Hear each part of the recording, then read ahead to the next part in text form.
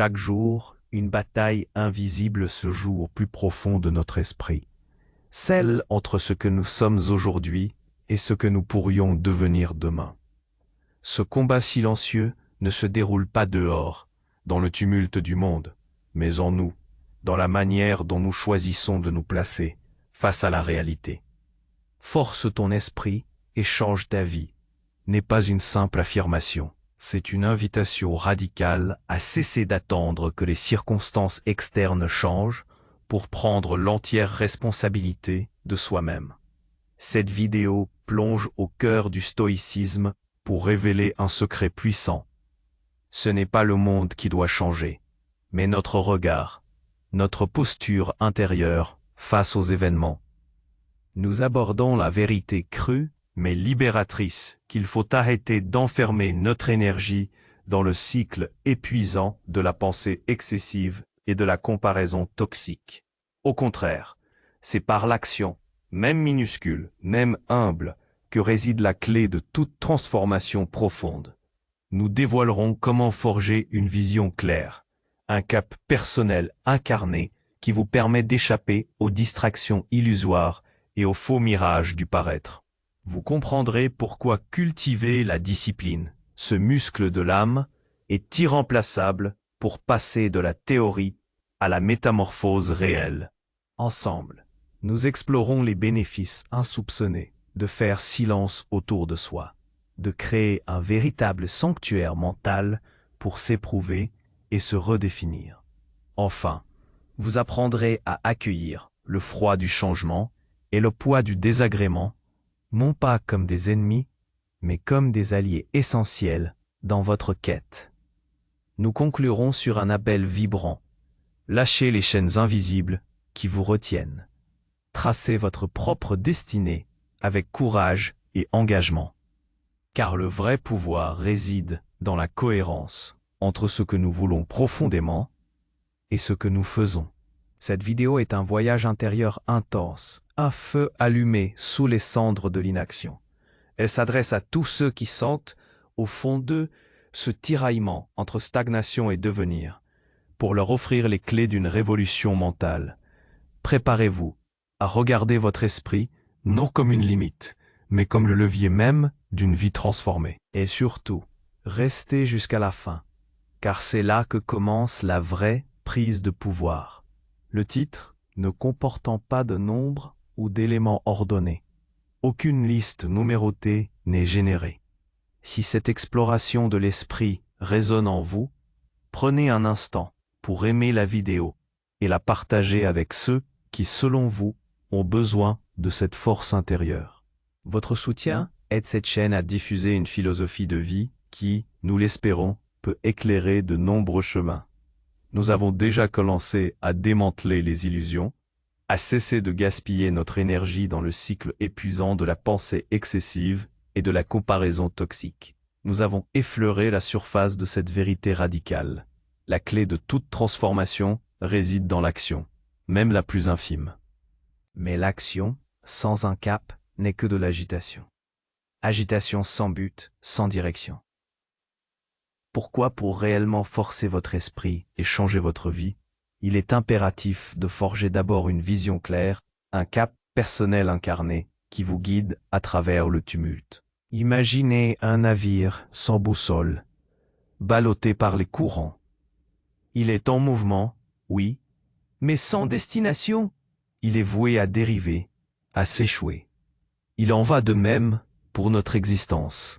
Dans le vacarme du monde moderne, avec ses injonctions permanentes, ses modèles préfabriqués de réussite et ses mirages de bonheur instantané, il est d'une difficulté croissante de distinguer ce qui est véritablement nôtre de ce qui nous est imposé. Les réseaux sociaux, la publicité, les attentes familiales ou sociétales, tous sont des vents puissants qui peuvent nous éloigner de notre véritable nord. Forger une vision claire, ce n'est pas seulement établir des objectifs matériels, une meilleure carrière, plus d'argent, une maison plus grande. Ce n'est pas le quoi qui prime, mais le qui. Qui voulez-vous être? Quelle est la personne que vous aspirez à incarner, indépendamment des applaudissements ou des jugements extérieurs? Le stoïcisme nous invite à vivre en accord avec la nature. Mais ne vous y trompez pas.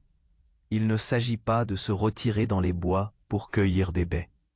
Il s'agit de vivre en accord avec votre nature profonde, votre nature rationnelle, celle qui est capable de discernement, de vertu, de sagesse. Votre cap personnel n'est pas une destination fixe, mais une orientation constante vers l'expression la plus authentique et la plus vertueuse de vous-même. Il est votre boussole intérieure, alimentée par vos valeurs les plus profondes. La justice, le courage, la tempérance, la sagesse. Ces vertus ne sont pas des concepts abstraits. Elles sont des guides d'action, des critères de décision. Quand vous faites face à un choix, demandez-vous, quelle est la décision la plus courageuse ici, la plus juste, la plus tempérée, la plus sage? C'est ainsi que votre cap se dessine, pas dans des plans complexes, mais dans la cohérence de vos choix quotidiens. Pour échapper aux distractions illusoires et aux faux mirages du paraître, vous devez devenir l'architecte de votre propre sens. Cela commence par l'introspection. Prenez le temps de vous poser des questions fondamentales. Qu'est-ce qui compte vraiment pour moi? Quels sont les principes que je ne suis pas prêt à compromettre? Quelles sont les qualités que j'admire le plus chez les autres et que je souhaite cultiver en moi? Le journaling est un outil précieux pour cette exploration. Un miroir où vous pouvez confronter vos pensées et vos aspirations. Ne cherchez pas la perfection, mais la clarté. Cette vision n'a pas besoin d'être gravée dans le marbre dès le premier jour. Elle évoluera, se précisera avec le temps. L'important est d'avoir une direction, de savoir ce que vous représentez, non pas pour le monde, mais pour vous-même. C'est le premier acte de souveraineté sur votre esprit, le premier pas vers une vie délibérément choisie plutôt que subie. Sans ce cap, vous resterez prisonnier des courants dominants, réactif plutôt que proactif, cherchant constamment l'approbation d'autrui ou vous perdant dans la poursuite de chimères. Votre vision est votre phare, votre ancre, votre promesse à vous-même. Elle est le fondement de toute transformation durable. Une fois que cette vision, ce cap personnel, commence à prendre forme, la question se pose. Comment le concrétiser? Comment passer de l'intention à la réalité, de l'aspiration à l'incarnation? La réponse est un mot que beaucoup redoutent, mais que les stoïciens considèrent comme la pierre angulaire de toute vie bien vécue. La discipline. Cultiver la discipline, ce muscle de l'âme, est irremplaçable pour passer de la théorie à la métamorphose réelle. Dans le langage courant, la discipline est souvent associée à la restriction, à la contrainte, à l'absence de liberté. On imagine des règles rigides, des privations douloureuses. Mais pour les stoïciens, la discipline est le chemin vers la véritable liberté. La liberté de ne pas être esclave de ses impulsions, de ses humeurs, de ses désirs éphémères. La liberté de choisir ce qui est bon pour soi, même lorsque ce n'est pas facile ou agréable sur l'instant. Imaginez un sculpteur. Son œuvre d'art prend forme grâce à une discipline rigoureuse. Chaque coup de ciseau est mesuré. Chaque mouvement est intentionnel. S'il abandonnait sa discipline à la moindre difficulté, son bloc de marbre resterait informe. Votre vie est cette œuvre d'art, et la discipline est votre ciseau. Elle ne vous emprisonne pas. Elle vous libère pour créer la personne que vous avez choisi d'être. Chaque acte de discipline est un vote pour cette vision, un pas délibéré vers votre moi idéal. Une discipline régulière, même minime, construit une résilience mentale et une confiance en soi que rien d'autre ne peut égaler. Si vous vous engagez à vous lever 1 heure plus tôt pour méditer ou lire et que vous tenez cet engagement jour après jour, vous prouvez à votre esprit que vous êtes digne de confiance, que votre parole a du poids, même envers vous-même. C'est le terreau sur lequel la force intérieure s'épanouit. Comment cultiver cette discipline? Commencez petit. Les stoïciens ne prônaient pas l'ascétisme extrême pour le plaisir de la souffrance, mais pour la trempe du caractère. Le préméditation des mots de Sénèque, par exemple, était une forme de discipline mentale. S'imaginer privé de ses biens, de sa santé, de ses proches, non pour attirer le malheur, mais pour s'immuniser contre le choc des aléas de la vie. Aujourd'hui, cela peut se traduire par des pratiques simples de désagrément volontaire. Prendre une douche froide de temps en temps. Marcher au lieu de prendre la voiture pour une courte distance. Jeûner quelques heures. Ces petits défis renforcent votre capacité à tolérer l'inconfort et à ne pas céder à la facilité. Ils vous rappellent que vous êtes capable de plus que ce que votre esprit paresseux voudrait vous faire croire. Mais la discipline n'est pas seulement physique ou comportementale. Elle est avant tout mentale. La discipline de l'attention, la prosoche d'Épictète, est la capacité à choisir ce à quoi vous accordez votre esprit, à ne pas le laisser divaguer vers les jugements négatifs, les comparaisons stériles ou les inquiétudes inutiles. C'est la discipline de ramener constamment votre attention vers ce qui est sous votre contrôle, vos pensées, vos jugements, vos actions. Le matin, préparez votre esprit aux défis de la journée. Le soir, examinez vos actions, vos réactions, vos progrès. Ce rituel quotidien est une forme de discipline qui affine votre conscience et renforce votre volonté. La discipline n'est pas une punition, mais un entraînement. Elle n'est pas la fin de votre liberté, mais le moyen de la conquérir. Elle est le muscle de l'âme qui, une fois développé, vous permet de porter le poids de vos aspirations et de marcher avec détermination sur le chemin que vous avez tracé. C'est l'essence même de l'autonomie et de la maîtrise de soi. Cependant, dans notre monde saturé de notifications, d'informations et d'exigences constantes, même la discipline la mieux forgée peut s'émousser si elle n'est pas nourrie par un ingrédient essentiel, le silence. Nous explorons rarement les bénéfices insoupçonnés de faire silence autour de soi, de créer un véritable sanctuaire mental pour s'éprouver et se redéfinir. Le bruit est la bande sonore omniprésente de notre époque. Bruit des villes, bruit des médias, bruit des pensées qui s'entrechoquent dans notre esprit, stimulés sans relâche par un flux incessant d'informations. Nous sommes devenus tellement habitués à ce vacarme que l'absence de bruit peut générer de l'anxiété. Pourtant, c'est précisément dans cette absence que réside un pouvoir immense.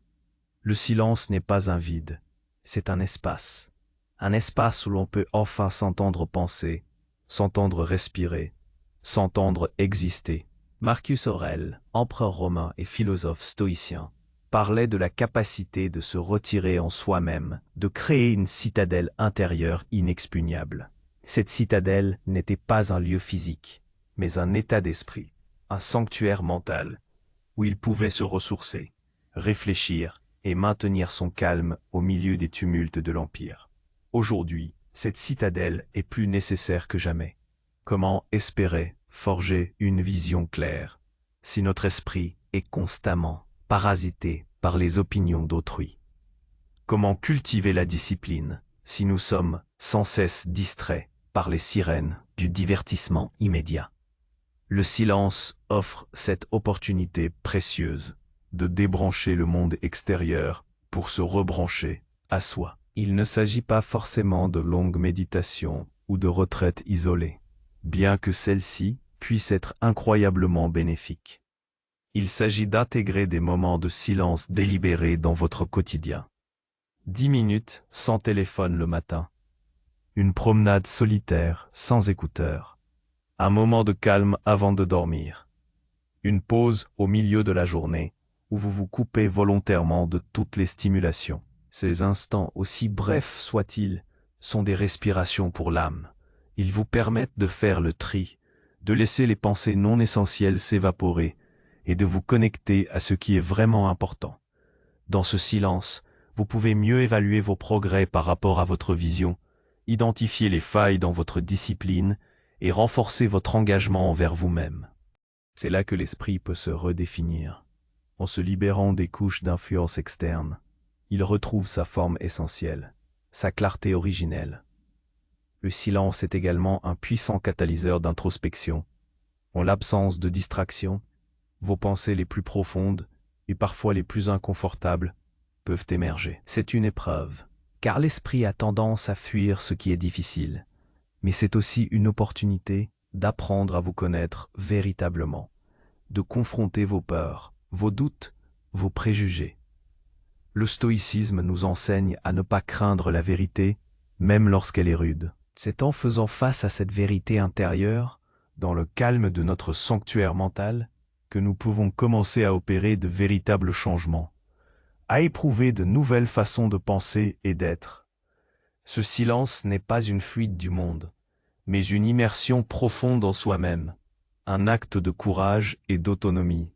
C'est le laboratoire où l'esprit se forge, se teste et se prépare à affronter le monde avec une force et une sérénité renouvelées. Il est votre refuge, votre conseiller, votre miroir le plus honnête. Apprenez à l'embrasser et vous découvrirez une source de puissance insoupçonnée. Pourtant, même avec une vision claire, une discipline inébranlable et un sanctuaire mental inébranlable, la vie ne sera pas une mer calme. Les obstacles se présenteront, les échecs surviendront et l'inconfort sera inévitable. C'est là que se révèle une autre sagesse stoïcienne essentielle, celle d'apprendre à accueillir le froid du changement et le poids du désagrément, non pas comme des ennemis, mais comme des alliés essentiels dans votre quête. Notre réaction naturelle face au changement inattendu ou à l'inconfort est la résistance. Nous nous crispons, nous nous plaignons, nous souhaitons que les choses soient différentes. Cette résistance est une source immense de souffrance, car elle nous met en guerre contre la réalité elle-même, contre ce qui est hors de notre contrôle.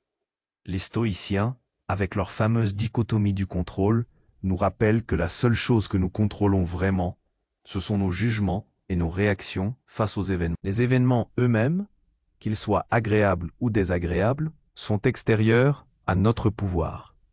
Prenez l'exemple du froid du changement. Un emploi perdu, une relation qui se termine, une maladie inattendue, un projet qui échoue.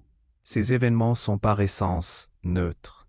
C'est notre interprétation, notre jugement de ces événements qui les rend bons ou mauvais, désirables ou indésirables. Le stoïcisme nous invite à suspendre ce jugement, à ne pas nous laisser emporter par la première vague d'émotions négatives. Au lieu de voir le changement comme une menace, nous pouvons apprendre à le voir comme une opportunité. Une opportunité de tester notre résilience, de développer de nouvelles compétences, de réévaluer notre cap, de nous débarrasser de ce qui ne nous sert plus. C'est le principe de l'amor fati, l'amour du destin, popularisé par Nietzsche, mais profondément enraciné dans la philosophie stoïcienne. Il ne s'agit pas de se résigner passivement à son sort, mais d'aimer et d'affirmer tout ce qui se produit, car tout est matière à exercer notre vertu. Chaque obstacle est une occasion de pratiquer la patience, le courage, la sagesse, la justice. Le poids du désagrément est le frère jumeau du froid du changement. Que ce soit la douleur physique, la critique, l'ennui, la frustration ou la solitude, notre instinct nous pousse à l'éviter à tout prix. Mais le désagrément est souvent le signe que nous sommes en train de grandir, que nous sortons de notre zone de confort. Le muscle ne se renforce qu'en étant sollicité, en ressentant la douleur de l'effort. De même, notre caractère ne se trempe qu'en affrontant des situations désagréables. Pensez à l'athlète qui endure l'entraînement douloureux pour atteindre ses performances, ou à l'artiste qui supporte des heures de pratique et de frustration pour maîtriser son art. Le désagrément est le prix de la croissance. Les stoïciens pratiquaient la préméditation des mots, non seulement pour se préparer au pire scénario, mais aussi pour habituer leur esprit à la pensée du désagrément, à ne pas le considérer comme une catastrophe, mais comme une partie inhérente de la condition humaine. En accueillant le désagrément, nous cultivons une force intérieure qui nous rend moins vulnérables aux coups du sort. Nous apprenons à nous détacher de l'attachement au résultat et à nous concentrer sur la qualité de notre réponse. Ce n'est pas le désagrément qui nous blesse, mais notre jugement à son égard. Si nous pouvons modifier ce jugement, si nous pouvons voir l'adversité non comme un mur, mais comme un chemin, alors chaque épreuve devient une leçon. Chaque difficulté, une opportunité d'affirmer notre souveraineté sur notre esprit. Accueillir le froid du changement et le poids du désagrément, c'est embrasser la vie dans toute sa complexité, c'est choisir de grandir plutôt que de se plaindre, c'est transformer les pierres d'achoppement en tremplin. C'est là que réside la véritable invulnérabilité. Nous avons parcouru un chemin significatif, explorant comment forger une vision claire, cultiver la discipline, créer un sanctuaire mental par le silence, et enfin, comment embrasser le changement et le désagrément comme des alliés. Chacun de ces piliers est une étape essentielle pour forcer votre esprit et changer votre vie. Mais au-delà des concepts, il y a un appel, un impératif qui résonne au plus profond de chaque être humain, aspirant à une existence plus authentique. Lâchez les chaînes invisibles qui vous retiennent. Tracez votre propre destinée avec courage et engagement. Ces chaînes ne sont pas faites de fer et ne sont pas imposées par des geôliers extérieurs.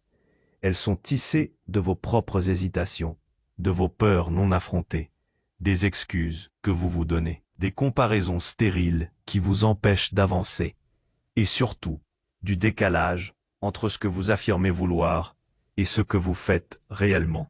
Le vrai pouvoir ne réside pas dans la chance, dans les circonstances favorables ou dans l'approbation d'autrui. Le vrai pouvoir réside dans la cohérence entre ce que nous voulons profondément et ce que nous faisons.